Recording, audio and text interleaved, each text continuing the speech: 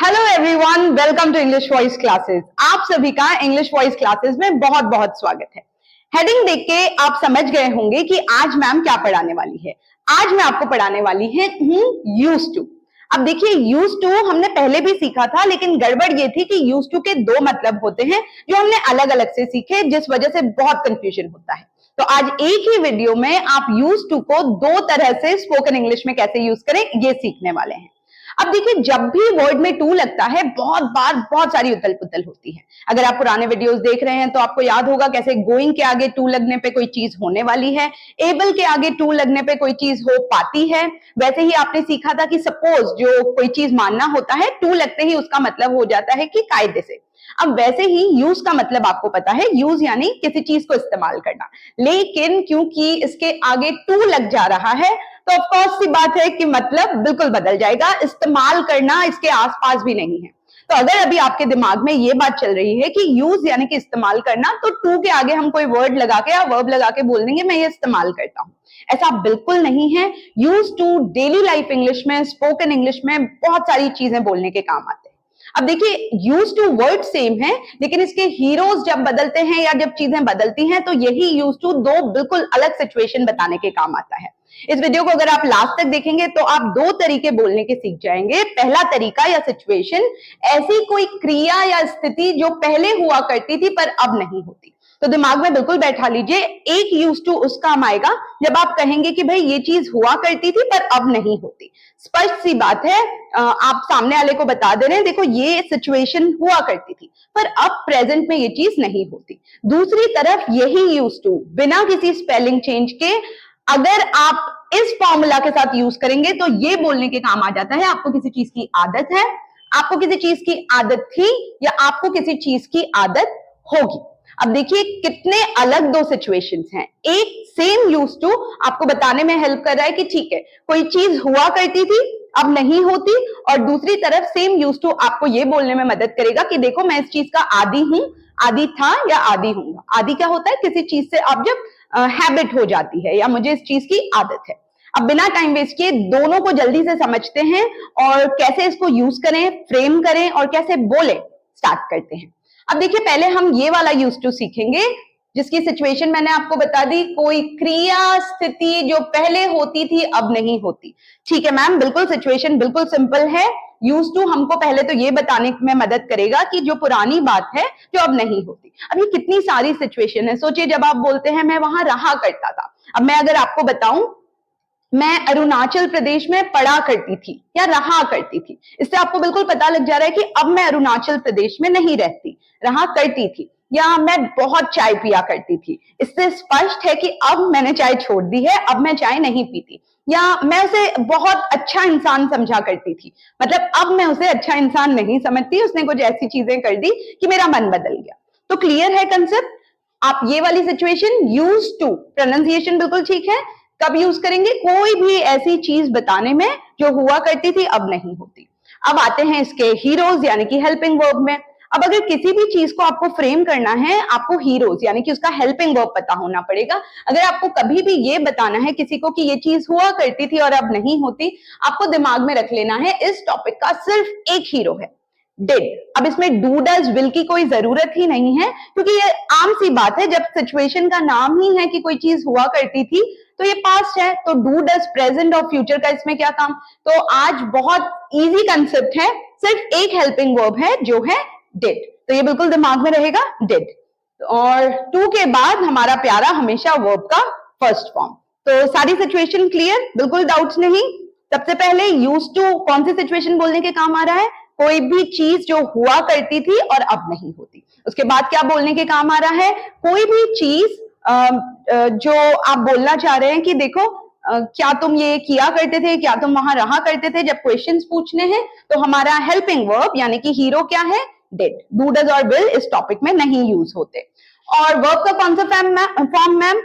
Verb का first form. भले ही ये पुरानी घटना के बारे में बता रहा है पर वर्ब का फर्स्ट फॉर्म। अगर आप मेरे वीडियोस देख रहे होंगे तो अब ये चीज बिल्कुल क्लियर हो गई होगी कि सेकंड फॉर्म पूरी इंग्लिश में सिर्फ और सिर्फ सिंपल पास्ट के पॉजिटिव सेंटेंसेस में बोला जाता है और कहीं नहीं। तो बस चलिए झट से, बहुत सारे एग्जांपल्स हैं, डेली लाइफ में जो आपको इंग्लिश बोलने में काम आएंगे, बिल्कुल रियल लाइफ एग्जांपल्स हैं। अगर आप देखेंगे इनको तो आपको पता लग जाएगा कि ये यूज टू कितनी मदद करेगा आपको इंग्लिश बोलने में और लिखने में। तो चलिए एग्जांपल्स के साथ स्टार्ट करते हैं, पर इससे पहले हम एग्जांपल स्टार्ट करें। आपको पता है 4 तरह के सेंटेंस होते हैं। पॉजिटिव, जिसमें आप जवाब देते हैं कि मैं चाय पिया करती थी। नेगेटिव, जिसमें आप बिल्कुल मना कर देते हैं, मैं तो चाय ही नहीं पिया करती थी। क्या वाले क्वेश्चन, जिसमें हाँ या ना में जवाब मांगते हैं कि क्या आप चाय पिया करती थी। और डब्ल्यू वर्ड वाले, जिसमें हम पूछते हैं आप चाय कितनी पिया करती थी, इतनी चाय क्यों पिया करती थी, इतनी चाय कैसे पिया करती थी, इतनी चाय कब पिया करती थी। तो ये 4 क्वेश्चन होंगे। क्योंकि इसका हेल्पिंग वर्ब डिड है, आप इनके पॉजिटिव सेंटेंस यानी कि जिसमें आप जवाब देते हैं कि ये हुआ करता था, उसमें हेल्पिंग वर्ब यूज ही नहीं करेंगे। तो चीजों को बिल्कुल सिंपल रखिए। ठीक है मैम, अगर मुझे किसी को बोलना है कि ये चीज हुआ करती थी या वो ये चीज किया करता था, मैं सीधे सब्जेक्ट बोलूंगा, यानी कि कर्ता का नाम लूंगा जो वो चीज किया करता था, और डिड विड का झमेला ही नहीं होगा, सीधे हम यूज टू बोल देंगे। फिर बेचारा हीरो क्या करेगा, डिड या तो नेगेटिव सेंटेंस में डिड नॉट या डिडंट, क्या वाले क्वेश्चन में शुरू में डिड लग जाएगा, और डब्ल्यू वर्ड के बाद हम डिड बोलेंगे। पर पॉजिटिव सेंटेंस में आपको आज दिमाग में बैठा लेना है कि आई सीधे यूज टू। तो अब दिमाग में बैठ गया ये चीज, I use to, he use to, she use to, it use to, they use to, we use to. हम कोई भी चीज किया करते थे तो यूज टू। एग्जाम्पल देखते हैं। He use to live in Delhi before moving to Jaipur. Please sentences को सुने और मेरे साथ साथ बोले। He used to live in Delhi before moving to Jaipur. बिल्कुल सिंपल सा सेंटेंस है, लेकिन आपने स्पष्ट कर दिया कि ये जो लड़का है, ही लड़के के लिए सब्जेक्ट है। यूज टू लिव वर्ब का फर्स्ट फॉर्म, ये मैंने आपको बताया था। हीरो की टेंशन ही नहीं लेनी क्योंकि ये पॉजिटिव सेंटेंस है। तो he use to live in Delhi. अब दिल्ली, दिल्ली ये सब ना करें, इंग्लिश में हम इसको दिल्ली बोलते हैं। दिल्ली, न्यू दिल्ली, ठीक है, जिसको हम हिंदी में दिल्ली बोलते हैं, Delhi. So he used to live in Delhi, live यानी कि रहना, वो दिल्ली में रहा करता था before moving to Jaipur. Moving to Jaipur मतलब हिलना नहीं, मूविंग टू जयपुर मतलब जयपुर में शिफ्ट होने से पहले। तो मान लीजिए आपको बोलना है कि यार जयपुर में आने से पहले, जयपुर में शिफ्ट होने से पहले वो दिल्ली में रहा करता था, अब नहीं रहता दिल्ली में, पुरानी बात जो अब नहीं होती। तो आप कहेंगे he used to live in Delhi before moving to Jaipur. Simple. चलिए एक और बार बोलते हैं, he used to live in Delhi before moving to Jaipur. अब अगर ये आईएनजी आपको परेशान कर रहा है, याद रखिए before, after, in, on, prepositions के बाद आप हमेशा अगर कोई क्रिया बोल रहे हैं तो आईएनजी फॉर्म बोलेंगे। तो जब मैं आपको कोई टॉपिक पढ़ाती हूँ, मैं सिर्फ उस टॉपिक से रिलेटेड ग्रामर या स्पोकन इंग्लिश के टिप्स नहीं देती, जो और भी चीजें आती हैं सेंटेंस में, हम उस चीज को भी आगे आगे समझते जाते हैं। तो इस सेंटेंस में he used to live in Delhi before moving to Jaipur, Jaipur में शिफ्ट होने से पहले वो दिल्ली में रहा करता था। सिंपल। चलिए एक और पॉजिटिव सेंटेंस देखते हैं ताकि ये कंसेप्ट और क्लियर हो जाए। They used to have a lot of money. They यानी कि वो लोग, यूज्ड टू सुनते ही मतलब कोई ऐसी क्रिया का वर्णन कर रहे हैं जो हुआ करती थी और अब नहीं होती। तो आप कह रहे हैं दे यूज्ड टू हैव। अब ये बहुत इंपॉर्टेंट क्रिया है, वर्ब का फर्स्ट फॉर्म लगा रहे हैं हम। हैव यानी कि होना, आपके पास कोई चीज होना। हैव हेल्पिंग वर्ब भी होता है, लेकिन हैव एक क्रिया भी है। जब हम कहते हैं उसके पास ये चीज है, उसके पास बहुत पैसे हैं, या उसके पास बहुत आइडियाज हैं, उसके पास बहुत हिम्मत है, तो क्रिया हो जाती है हैव। तो आप क्या कह रहे हैं, they used to have a lot of money. उन लोगों के पास बहुत पैसे हुआ करते थे। अ लॉट ऑफ, इसको सेट कर लीजिए, a lot of. They used to have a lot of money but now, पर अब क्या हो गया है, दे आर स्ट्रगलिंग फाइनेंशियली या फाइनेंशियली। दे आर स्ट्रगलिंग यानी कि वो जूझ रहे हैं फाइनेंशियली, पैसों को लेके उनको बहुत जूझना पड़ रहा है। स्ट्रगल यानी कि मशक्कत करनी पड़ी है, बहुत मेहनत करनी पड़ी है। तो देखिए पुरानी सिचुएशन क्या थी, they used to have a lot of money, उनके पास बहुत पैसे हुआ करते थे, बट नाउ, पर अब दे आर स्ट्रगलिंग। ये प्रेजेंट कंटिन्यूस है, पुराने वीडियोस देखे हैं तो प्रेजेंट कंटिन्यूस आपको याद होगा, वो अब पैसों को लेके बहुत जूझ रहे हैं। सिंपल। तो they used to have a lot of money but now they are struggling financially या फाइनेंशियली। ये दो प्रोनाउंसिएशंस होते हैं, जैसे डिवोर्स, डाइवोर्स, विटामिन्स, विटामिन्स, हल्का सा चेंज होता है। आप फाइनेंशियली बोलें, फाइनेंशियली बोलें, दोनों ही करेक्ट है। फाइनेंशियली होता क्या है, फाइनेंस यानी कि कोई भी चीज जो पैसों से रिलेटेड हो। फाइनेंस पैसा, फाइनेंशियली पैसों से रिलेटेड। क्लियर। तो ये दो सेंटेंस पॉजिटिव देखिए, हमने कोई डिड विड नहीं लगाया। I use to, he use to, we use to, they use to, to के बाद जो क्रिया हुआ करती थी उसका फर्स्ट फॉर्म हमने चिपका दिया। तो हमने ये सेंटेंस भी पढ़ लिया, So he used to live in Delhi before moving to Jaipur. They used to have a lot of money. उनके पास बहुत पैसे हुआ करते थे. But now, पर अब they are struggling financially. 2 sentence हो गए. चलिए मैम एक सेंटेंस और करते हैं ताकि ये used to भैया और दिमाग में बैठ जाए. तीसरा सेंटेंस है I used to love reading books. Simple सा सेंटेंस है. आपको बताना है यार ये जब तक रील्स वील्स नहीं देखा करता था, पुरानी बात जो अब नहीं होती है, मुझे किताबें पढ़ना बहुत पसंद था. अब तो ये मोबाइल आ गया है, किताब पढ़ना सब बंद हो गया. पर आप किसी को बता रहे हैं एक जमाना था जब मुझे किताब पढ़ना बहुत पसंद था, और आप ये बता देना चाह रहे हैं कि अब मुझे नहीं पसंद. तो आप कैसे बोल रहे हैं? I use to love. I use to did विड लगाने का कोई झमेला नहीं क्योंकि पॉजिटिव सेंटेंस है, आप जवाब दे रहे हैं. I use to love. Love यानी कि आपको बहुत पसंद था. आई यूज टू लव क्या पसंद था? Reading books. I use to love reading books यानी कि अब मुझे नहीं पसंद, अब तो मैं दिन भर उंगलियां चलाता हूँ, रील्स देखता हूँ. बहुत बार मोबाइल से आप बहुत कुछ सीखते भी हैं, पर बहुत बार हमको लगता है कि यार इतने रील्स देख लिए, इतने में तो कुछ सीख ही लेता, पढ़ ही लेता, है ना. So I use to love reading books. Simple. तीसरा सेंटेंस डन. आगे बढ़ते हैं. She use to be a good friend of mine but we lost touch. अब देखिए कोई लड़की है, उसके लिए आप बोल रहे हैं शी यूज टू बी. ये क्रिया था लव, ये फिर क्रिया है. हैव और बी को दिमाग में बैठाइए. ये बात करते समय ये दोनों क्रियाएं बहुत यूज आती है. अब बी क्या होता है? बी यानी कि होना. हैव भी होना था पर आपके पास कोई चीज होना. मेरे पास पैसे हैं, मेरे पास दोस्त हैं.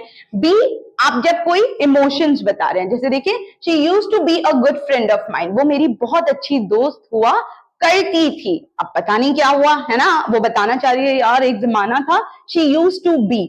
वर्ब में आप अटकेंगे, मैं पहले ही बता दे रही हूँ. शी यूज्ड टू तक गाड़ी ठीक चलेगी, फिर मैम होने के लिए क्या होगा?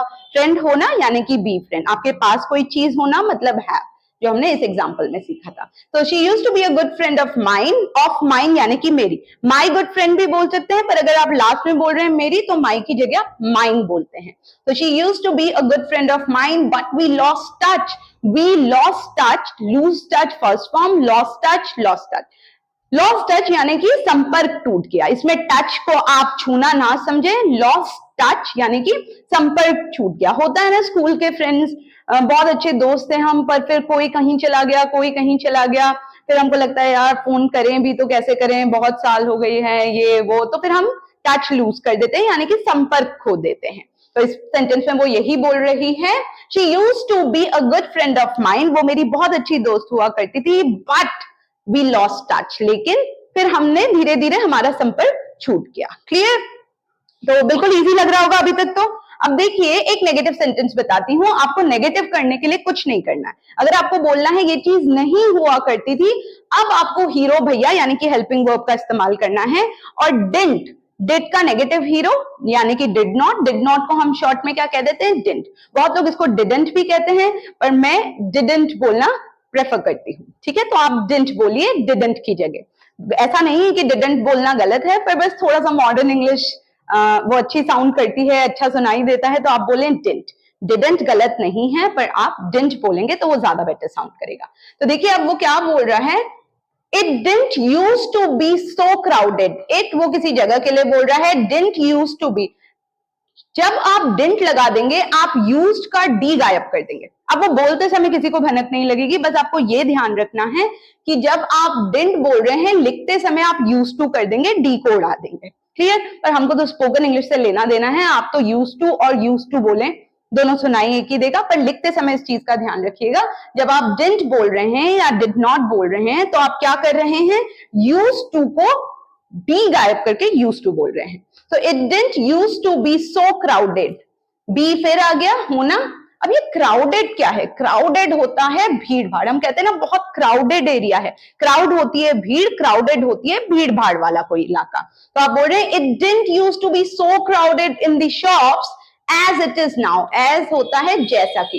As it is nowadays. Nowadays यानी कि इन दिनों. तो आप कह रहे हैं यार पहले दुकानों में इतनी भीड़ नहीं हुआ करती थी जैसी इन दिनों होती है. अब ये हम कह रहे हैं पहले ये चीज नहीं हुआ करती थी, अब होती है.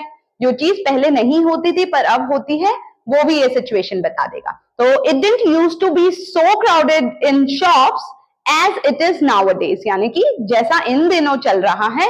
नाउअडेज वर्ड को जम के यूज किया कीजिएगा. दीज डेज की जगह इन दिनों को हम बोल देते हैं नाउअडेज. तो दोबारा एग्जाम्पल देखिए, इट डिडंट, इट हम क्यों यूज करें, हम दुकानों के लिए, ठीक है। तो इट दुकान, ही शी तो है नहीं, तो हम स्टार्टी sentence it didn't use to be होना so crowded in the shops as, जैसा कि इट इज नाउअडेज, जैसा कि इन दिनों है।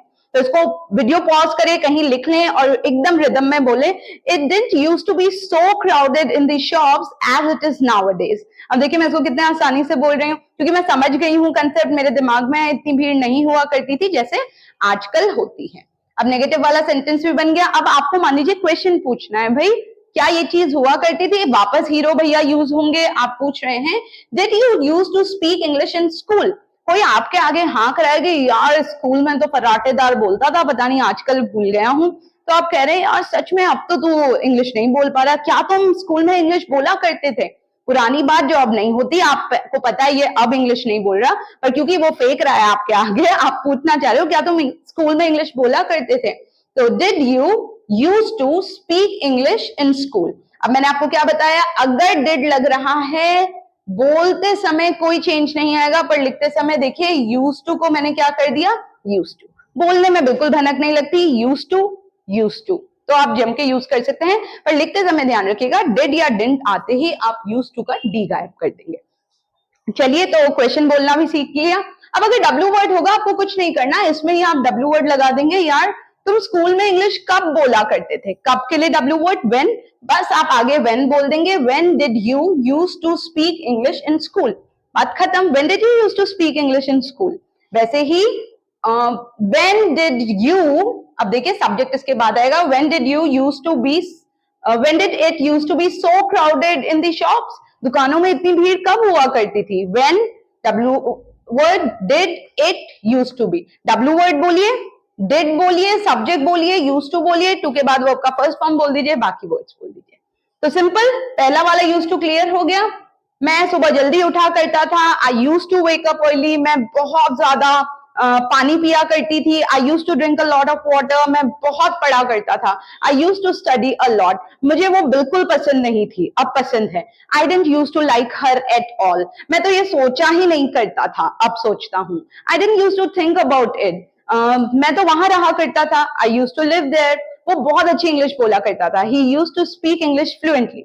तो क्लियर कंसेप्ट, ये वाला यूज टू किस काम आ रहा है, कोई भी क्रिया या स्थिति जो पहले होती थी अब नहीं होती। ये सिंपल पास्ट से बिल्कुल अलग था, सिंपल पास्ट से कंफ्यूज मत कीजिएगा। सिंपल पास्ट में आप सिर्फ क्या बताते हैं, कोई चीज हुई, हुआ करती थी, अब नहीं होती, ये सब डिटेल नहीं मिलती। तो आई लिव्ड मतलब मैं रहा, आई यूज टू लिव यानी कि मैं रहा करता था, आई एट यानी कि मैंने खाया, आई यूज टू ईट मतलब मैं खाया करता था, आई स्लेप्ट यानी कि मैं सो गया, आई यूज टू स्लीप यानी कि मैं सोया करता था। खत्म, ये कंसेप्ट खत्म, ठीक है, यहां तक गाड़ी बिल्कुल ठीक चली। अब आएगा असली ट्विस्ट। अब देखिए एक यूज टू जो बहुत सारे लोगों को लगता है कि सिर्फ इसी काम आता है, जी नहीं, आजकल की इंग्लिश में सेम यूज टू भैया को हम किस काम में लेते हैं, किसी चीज की आदत है, आदत थी या आदत होगी या हो जाएगी बोलने के, सेम यूज टू है। प्लीज इस कंसेप्ट को बिल्कुल क्लियर कर लीजिए ताकि आप कंफ्यूज नहीं हो।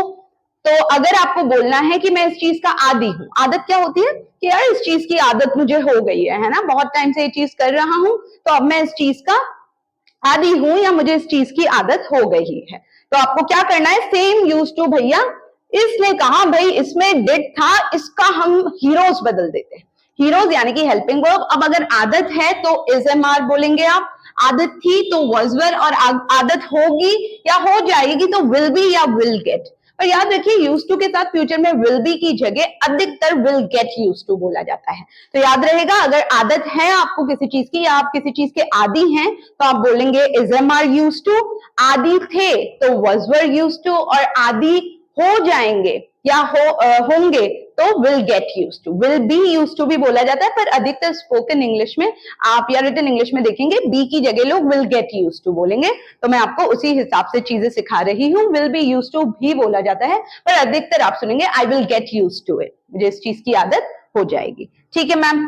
सबसे बड़ा ट्विस्ट जो है, जो इन दोनों टॉपिक को अलग बनाता है, जो एक हीरोज तो था ही, लेकिन इसने कहा देखो यहां पुरानी बात जो अब नहीं होती है, मैं यूज टू के बाद वर्ब का फर्स्ट फॉर्म लगता था, लेकिन यहाँ टू के बाद सारे रूल्स को ब्रेक करते हुए डिसाइड हुआ कि भाई इसको थोड़ा अलग बना देते हैं ताकि लोग इस यूज टू और इस यूज टू में अंतर पता लगा पाए। तो इनने कहा कि ठीक है, इस बार टू के बाद हम वर्ब का फर्स्ट फॉर्म नहीं आईएनजी फॉर्म बोलेंगे। तो ये बिल्कुल क्लियर है, यहाँ यूज टू के बाद वर्ब का फर्स्ट फॉर्म, यहाँ यूज टू के बाद वर्ब का आईएनजी फॉर्म। हीरोज यहाँ डिड था, यहाँ इजएमआर, वर्ड्स वर, विल गेट या विल बी। क्लियर? चलिए अब कुछ सेंटेंसेस के साथ इस कंसेप्ट को भी समझते हैं ताकि आप दोनों के बीच डिफरेंस क्लियरली समझ पाए। पहला सेंटेंस है I am used to waking up early. अब देखिए हमने क्या किया, आई के बाद अब आपको हीरो बोलना पड़ेगा। यहाँ हम क्योंकि हेल्पिंग वर्ब डिड था, हीरो वीरो नहीं बोल रहे थे, यहाँ आपको आई यानी कि सब्जेक्ट के बाद इजएमआर, वर्ड्स वर या विल गेट बोलना पड़ेगा। तो आई एम यूज्ड टू, अब मैं फर्स्ट फॉर्म वर्स्ट फॉर्म नहीं बोलूंगी, अब तो मैं वर्ब का आईएनजी फॉर्म बोलूंगी। याद रखिए टू के बाद आदत वाले यूज्ड टू में आप वर्ब का आईएनजी फॉर्म बोलेंगे। तो I am used to waking up early, waking up यानी कि जागना। तो वो बोल रहे हैं यार मैं थकता नहीं हूँ, I am used to waking up early, मुझे तो सुबह जल्दी उठने की आदत है। क्लियर? तो आई हैव हैबिट ऑफ, ये सब इंग्लिश के चक्करों में ना पड़े, आप तो सीधे कैसे बोल दें मुझे इस चीज की आदत है, अरे I am used to it, I am used to it बोल दें उस चीज के लिए, या फिर उस क्रिया में आईएनजी फॉर्म लगा के बोल दें। अरे मुझे ड्राइविंग करने की आदत है, मुझे मत सिखा, I am used to driving, मुझे ये चीज करने की आदत है, I am used to. Clear? ठीक है, I am used to waking up early हो गया। They were used to eating spicy food. अब यहाँ वो क्या कह रहा है, they were used to eating spicy food. अब आपको कंफ्यूजन नहीं होना चाहिए, यहाँ आईएनजी इसलिए आ रहा है क्योंकि ये आदत वाला अब आदत थी बोलना चाह रहा है। यहाँ हम है बोलते समय एम लगा दे रहे थे आई के साथ, दे है तो वर्स वर में से कुछ चूज करेंगे, प्लूरल के साथ हम वर्स नहीं बोलेंगे। तो they were used to eating spicy food. Spicy food क्या होता है, बहुत तीखा खाना, मसालेदार, है ना। तो वो बोल रहा है दे वर यूज्ड टू, उससे क्या कंपटीशन कर रहे थे, दे वर यूज्ड टू ईटिंग, उनको आदत थी बहुत मसालेदार खाना खाने की। कोई बोल रहा है यार इतना मसालेदार खाना हुआ करता था, घपाघप खा जाते थे, धड़ाधड़ लगे हुए थे खाने में। तो वो बोल रहे हैं कि यार उनको आदत थी। अब आप सोच सकते हैं कि मैम ये पुरानी बात जो थी जो अब नहीं होती, ये तो यूज्ड टू था।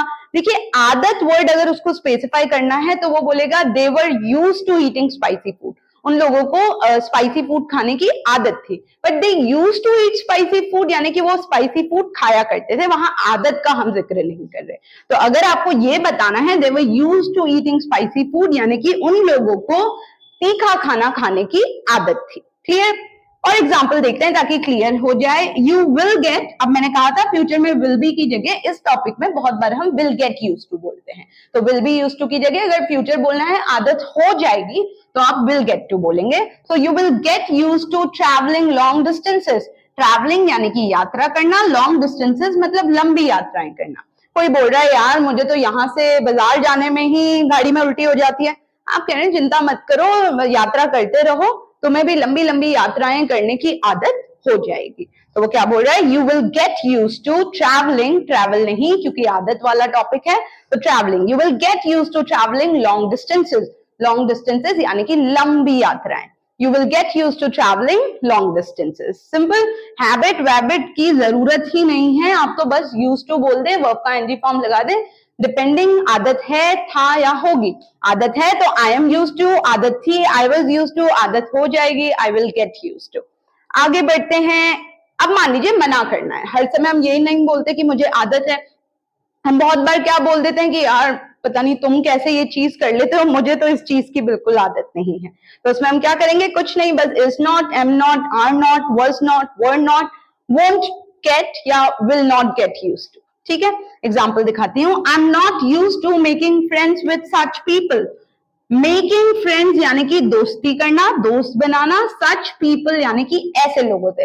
अब ये बड़ा कोई नखरीला सा आदमी या लड़की है या लड़का है, वो कह रहा है यार ऐसे लोगों से दोस्ती करने की मुझे आदत नहीं है। कुछ होते हैं ना बहुत नखरीले कि यार ऐसे लोग, तो वो बोल रही है या बोल रहा है I am not use to making friends. Making friends यानी कि दोस्त बनाना, with such people, तो I'm not used to making friends with such people यानी कि ऐसे लोग। such people ऐसे लोग, such colors ऐसे colors, such houses ऐसे घर, such books ऐसी किताबें, तो ऐसे लोग such people। I am not use to making friends with such people. यार मुझे तो बहुत लेवल वाले लोग चाहिए। आप मिलेंगे ऐसे लोगों से, बहुत नखरे होते हैं कुछ लोगों के, और वो मुंह पे बोल देते हैं यार तुमने कैसे दोस्ती कर ली, I am not use to making friends with such people. Clear? चलिए, मना कर दिया एक और सेंटेंस में। अब देखिए अगले सेंटेंस में क्या हो रहा है। द ओल्डर या प्रीवियस जनरेशन, इस वर्ड को पहले समझ लीजिए। पुरानी पीढ़ी को आप क्या कहते हैं? हमसे पहले वाली पीढ़ी, उसको या तो आप बोल सकते हैं ओल्डर जनरेशन, जनरेशन यानी कि पीढ़ी। So the older generation या the previous generation, पुरानी वाली generation was used to living without mobile phones। तो हम बोल रहे हैं यार ये जो पुरानी generation थी हमसे पहले वाली, was used to, उनको आदत थी किस चीज की? living, रहने की without mobile phones। हमसे पुरानी जो जनरेशन थी उन लोगों को बिना मोबाइल फोन्स के रहने की आदत थी, तभी उनकी जिंदगी इतनी अच्छी थी, आपस में टाइम बिता पाते थे। अब तो लोग एक रूम में बैठते हैं, सब अपने अपने मोबाइल पे लगे रहते हैं, है ना। पर वो उससे बहुत सारी चीजें अच्छी भी हो रही हैं। जैसे देखिए आप मोबाइल पे मुझसे इंग्लिश सीख पा रहे हैं, नई चीजें सीख पा रहे हैं। पर पुरानी पीढ़ी का क्या? उनकी लाइफ बहुत टफ थी, लेकिन कोई बोल रहा है कि यार पुराने लोगों को बिना मोबाइल फोन्स के जीने की आदत थी, उनकी लाइफस्टाइल जो थी, जो उनके जीने का तरीका था, वो बिना मोबाइल फोन के ही उनको रहने की आदत थी। तो फिर उस सेंटेंस को आदत वर्ड आते ही वो बोल रहा है दी प्रीवियस जनरेशन, प्रीवियस यानी कि पहली, या the older generation was used to living without mobile phones, without mobile phones यानी कि बिना मोबाइल के। तो simple, the older generation was used to living without mobile phone। अब इसको फ्लुएंटली फिर से बोलिए, the older या the previous generation was used to living without mobile phones। ठीक है, was सुनते ही आपको पता लग गया कि आदत थी। अगर is होता तो आदत है, और अगर will get used to होता तो आदत हो जाएगी। अगर यही कोई बोलता है यार इस पीढ़ी को भी बिना मोबाइल के जीने की आदत हो जाएगी, जो कि असंभव है, पर मैं एग्जांपल दे रही हूं, तो आप बोलेंगे this generation will get used to living without mobile phones. Clear? आगे बढ़ते हैं। You will also get used to this environment gradually। You यानी कि तुम्हें, will also get used to, get used to मतलब आदत हो जाएगी। You will also get used to this environment। अब देखिए यहाँ कोई क्रिया नहीं है, क्योंकि इसमें क्रिया का जिक्र ही नहीं हो रहा है। वो कह रहा है तुम्हें भी इस माहौल की धीरे धीरे आदत हो जाएगी। अब धीरे धीरे के लिए मैंने क्या बोला? ग्रेजुअली, स्लोली स्लोली नहीं करना है। अगर आपने रील्स देखे होंगे मेरे, तो मैंने एक रील भी बनाई थी, लोग धीरे धीरे को बिल्कुल ट्रांसलेट करके बोल देते हैं स्लोली स्लोली, आप बोलेंगे ग्रेजुअली। तो इसमें हम क्या बोल रहे हैं? यू विल ऑल्सो, तुम्हें भी आदत हो जाएगी, you will also get used to this environment. Environment यानी कि वातावरण, माहौल। ठीक है, तो you will also get used to this environment gradually. Gradually यानी कि धीरे धीरे, दिमाग में रखिए, ग्रेजुअली यानी कि धीरे धीरे। हम कहते हैं धीरे धीरे पानी गर्म हो जाएगा, धीरे धीरे मौसम बदलने लगेगा, तो स्लोली स्लोली नहीं बोलेंगे, आप बोल देंगे gradually. So you will also get used to this environment gradually. Please इसको आल्सो ना बोले, पुराने वीडियोस में भी मैंने सिखाया था, आपकी गलती नहीं है, आपने सुन के सीखा है किसी से, हो सकता है वो आल्सो बोलते हो या टीचर्स ही आल्सो बोलते हो, ये ऑल्सो है, भी को आप क्या बोलेंगे? Also. So you will also get used to this environment gradually. ये थे आदत वाले सेंटेंसेस। अब देखिए मैंने आपको कहा था सेम टॉपिक यूज्ड टू, लेकिन हीरोज अलग हैं। जल्दी से मैं रिकैप कर देती हूँ। सेम यूज्ड टू, दो भाई हैं, दोनों के हीरोज अलग हैं। पुरानी बात जो अब नहीं होती का हेल्पिंग वर्ब डिड। आदत वाले यूज्ड टू के हीरोज हैं, आदत है, इज़मार आदत थी, वर्ड्स वर आदत होगी, विल गेट यूज्ड टू या विल गेट। अब देखिए यहां इसका एक ही हीरो क्यों है? क्योंकि सिचुएशन का नाम ही क्या था? पुरानी बात जो अब नहीं होती। इसमें प्रेजेंट और फ्यूचर का जरूरत ही नहीं है, इसकी जरूरत ही नहीं होती है, तो हेल्पिंग वर्ब सिर्फ डिड है। पॉजिटिव सेंटेंस में कोई डिड विड बोलने की जरूरत नहीं है। He used to, she used to, they used to. मना करना है, he didn't used to, they didn't used to, we didn't used to। Question पूछना है, did you used to, did he used to, did she used to, to के बाद क्रिया का first form, भले ही पुरानी बात है, वर्ब का फर्स्ट फॉर्म। दूसरी तरफ कोई चीज की आदत है, हैबिट वैबिट को बाय बाय बोलिए। किसी चीज के आप आदी हैं तो आप बोलेंगे I am used to, I was used to, I will get used to. लेकिन यहाँ ट्विस्ट क्या है? यहाँ टू के बाद हर टेंस में आदत है, था, होगी के साथ आईएनजी फॉर्म। तो ये थे इस पूरे यूज्ड टू का सारांश। वीडियो ढंग से देखी है, एग्जाम्पल्स प्रैक्टिस करेंगे तो ये यूज्ड टू बिल्कुल आपके टिप्स पे होगा। जाने से पहले जल्दी से एक एग्जाम्पल देती हूँ दोनों की सिचुएशन को सम अप करने के लिए। मान लीजिए मेरा भाई है, भाई है वो पहले बहुत लंबी ड्राइविंग किया करता था, तो हम उसको डांटा करते थे। तो मैं आपको बोलूंगी यार वो बहुत लंबी लंबी ड्राइविंग किया करता था, तो मैं उसे डांटा करती थी। तो मैं इसको कैसे बोलूंगी, कौन सी सिचुएशन है, डांटा करती थी, मैं बोलूंगी I use to scold him. अब देखिए अब नहीं डांटती, तो मैं आपको बोलूंगी I use to scold him, scold यानी कि डांटना।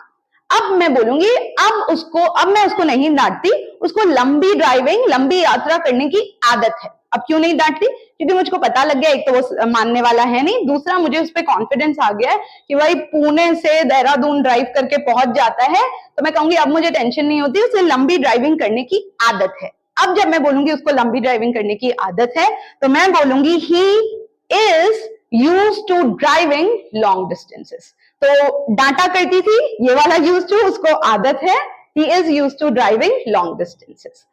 तो अगर आपको ये वीडियो पसंद आया हो, कंसेप्ट बिल्कुल क्लियर हो गया हो, आपने एंजॉय किया हो, तो प्लीज चैनल को सब्सक्राइब कीजिएगा, कमेंट कीजिएगा।